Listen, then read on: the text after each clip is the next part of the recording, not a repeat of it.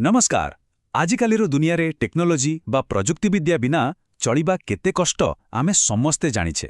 हेले भाबंतु तो जेउमानंक पई एही टेक्नोलोजी सहजरे उपलब्ध नुहे सेमानंक कथा आजि आमे एमिति गोटे प्रयास विषय कथा हेबा जहा दृष्टिहीन छात्र छात्रींक पई डिजिटल दुनियारो रास्ता खोलुछि।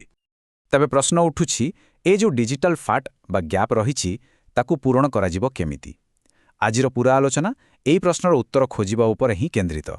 चलंतु देखिबा ए दिगरे कोन पदक्षेप निया जाउछि।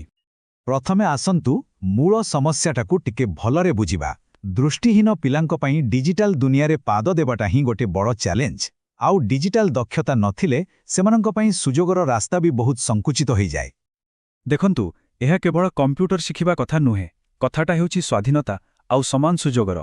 जेतेबेले टेक्नोलोजीर ज्ञान न थाए सेतेबेले जणे निजे निजे किछि करिवार साहस आउ सम्मानर सह बंचिबार रास्ताटा बहुत कष्ट हो जाए। एटा ही सबुठु बड़ बाधा।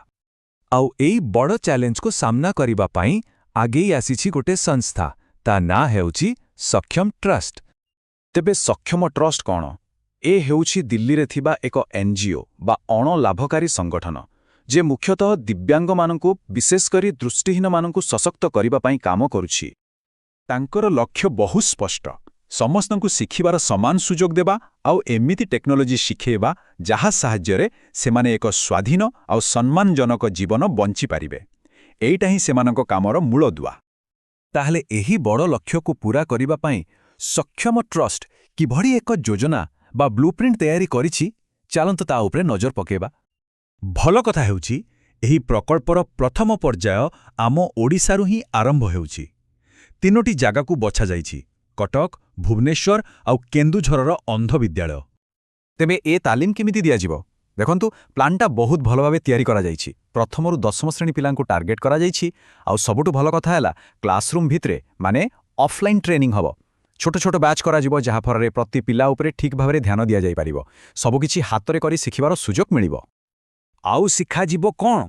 साधारण कंप्यूटर ज्ञानठू आरंभ करी internet browsing, Gmail, Word, Excel पर्यंत सबु किछि। सबुठू गुरुत्वपूर्ण हैला जॉस आउ एनवीडीए भली स्क्रीन रीडर रो व्यवहार। एही सॉफ्टवेयर गुडिक कंप्यूटर स्क्रीन रे थिबा लेखा को पढ़ी सुनाए, जहा दृष्टिहीनंक पई प्रकृतरे गोटे वरदान। ठीक अछि, योजना तो बहुत बढ़िया, किंतु एहाकू ग्राउंड रे माने प्रकृतरे कार्यकारी करा जाउछि केमिते? आसंतु से विषय जानिबा। एही पूरा प्रकल्प को आगकू नेउछंती श्री गौतम बेहरा। से जणे अभिज्ञ प्रशिक्षक आउ एही सहायक टेक्नोलोजी विषय तांकर बहुत भल ज्ञान अछि। तांको भଳି जणे विशेषज्ञ थिबारु प्रकल्पर सफलता निश्चित। आउ कामटा हेबो केमती? ट्रेनिंग रो गोटे मासिक साइकेल अछि। माने ट्रेनर जनक प्रथमे कटक रे 6 दिन तालीम देबे, तापरे सेठू जिवे भुवनेश्वर, सेठी 6 दिन, आउ तापरे केन्दुझर रे आउ 6 दिन। एमती प्रति मासरे एही साइकेलटा रिपीट हेबो। एहा द्वारा कौन हेबो ना पिलामाने लगातार भावे शिखि पारिबे आउ साहाय्य पाई पारिबे। एहा केवल थरे ट्रेनिंग देई छाड़ी देबा भली नहे, एहा एक निरंतर प्रक्रिया। एथिपाई शिक्षाटा अधिक प्रभावशाली हेबो। तेबे एते सबु परिश्रमर शेष फल कौन हेबो? एही प्रकल्प पिलामानंक जीवनरे कि परिवर्तन आनिबाकू लक्ष्य रखिछि। चालंतु एबे सेही दिगकू जिबा। एहार फलाफल बहुत सकारात्मक हेबो बोली आशा करा जाउछि। पिलामाने कंप्यूटर रे बेस दक्ष होई जिबे, स्क्रीन रीडर व्यवहार करिबारे पारंगम हेबे।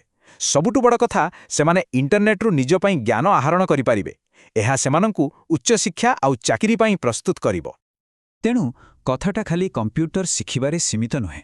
एहार प्रकृत उद्देश्य हेउछि एक एमिति परिवेश तयारी करिबा जोंठी समस्तंकू समान सुजोग मिलिबो, जोंठी केही पछरे पड़िबे नाही। आउ एही पूरा प्रकल्प पछरे गोटिए ही विश्वास काम करूछि, ताहा हेला जदि सठिक तालीम आउ सठिक टेक्नोलोजीर साहाय्य मिले, तेबे प्रत्येक दृष्टिहीन छात्र बा छात्री निश्चित भावरे सफलता पाई पारिबे। तेबे शेषरे एही प्रश्नटी आम समस्तंक पई ए जो सुगम प्रजुक्ति विद्या बा एक्सेसिबल टेक्नोलोजी कथा आमे कहुछे, तार प्रकृत संभावना केते, एहा केते लोकंक जीवन बदलाई पारिबो, ए विषय चिंता करिबा निहाती जरूरी।